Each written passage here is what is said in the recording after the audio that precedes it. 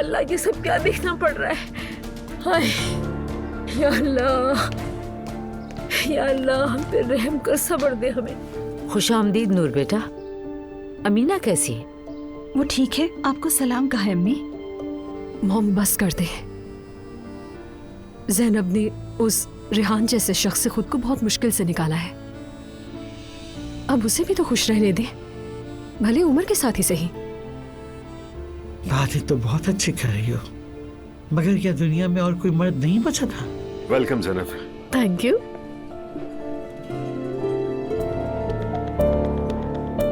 वाह वाह ज़ैनब साहिबा, लगता है आपने अपनी बेटी के ससुर के भाई से रिश्ता बना ही लिया।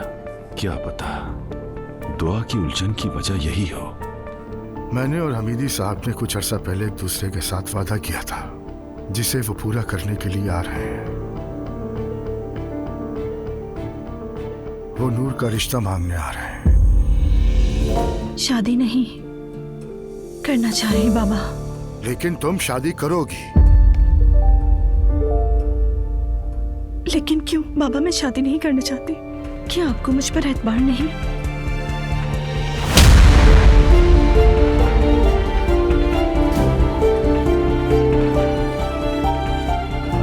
जाओ और अपने कमरे में जाकर तैयार हो जाओ और आने वाले मेहमानों के सामने इस शक्ल में मत आना। दफा हो जाओ सामने से।